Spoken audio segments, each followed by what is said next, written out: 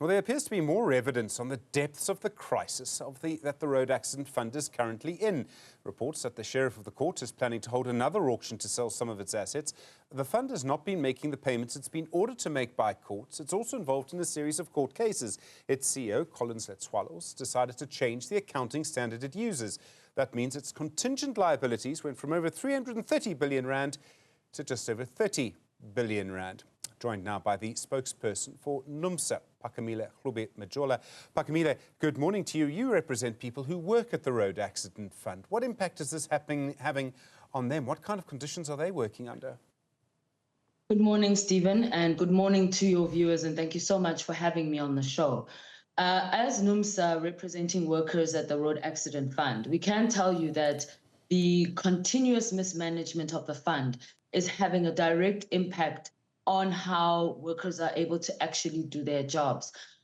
Citizen reported this week that about 18 million rands worth of Road Accident Fund assets are going to be auctioned off in order to settle unpaid claims. This, as you know, is a long-standing issue of the Road Accident Fund, and it's just a reflection of the poor mismanagement that continues to bedevil the fund.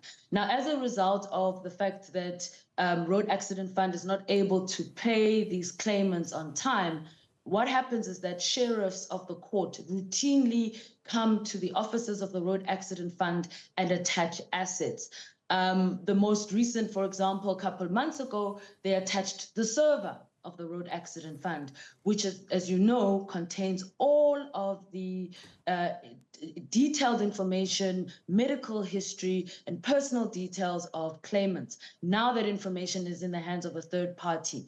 How this affects our workers is that, for example, workers at Road Accident Fund, they will come to their office, and unfortunately, because the sheriff perhaps would have attached chairs or desks or computers, they will arrive at work and they will have to bring their own camp chairs.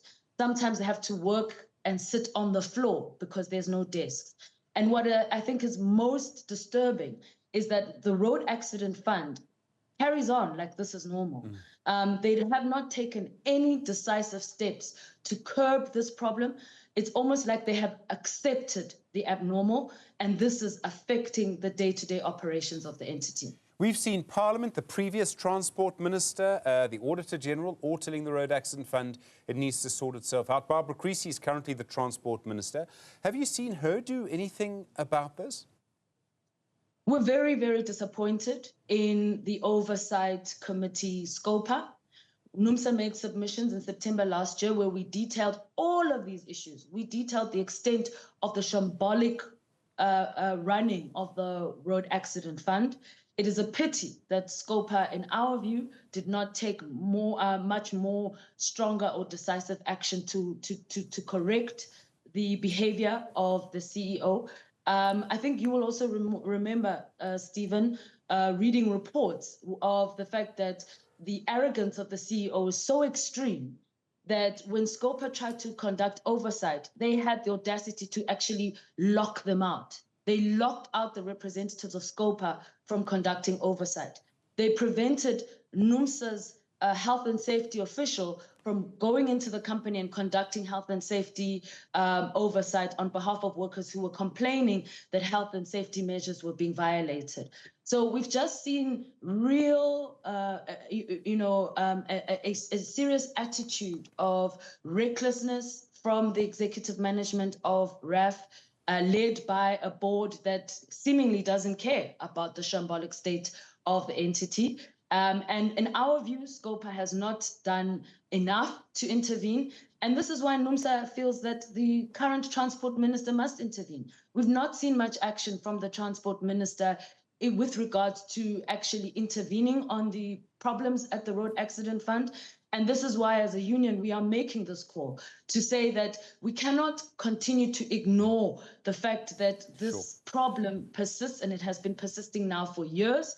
And yet there's been no intervention from the state, who is the shareholder, to try and correct the actions of the board. And also we've seen no intervention from the board itself to give direction to the executive management in trying to ensure that the Road Accident Fund runs optimally.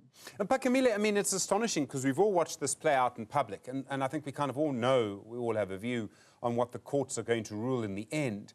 Are people scared of Collins Let Swallow? I mean, I can't understand how everyone was watching this happen in slow motion. We know how the movie's going to end. I wish I could answer that for you.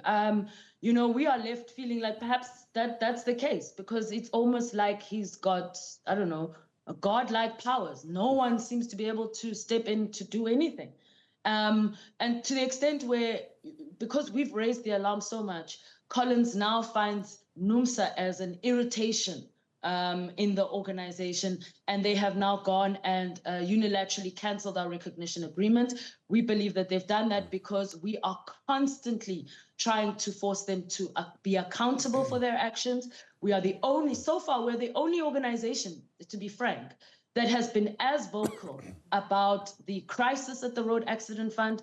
Unfortunately, as a union, we can only do so much. Sure. At this point, government must step in, and they have absolutely no more excuses to keep running away from this problem. There is a crisis at the Road Accident Fund, and right now we are not seeing any action from the state as the shareholder. Phakamile Hlubi-Majola, thank you very much indeed. National spokesperson at NUMSA. Well, more news to come in just a moment. Do stay with us.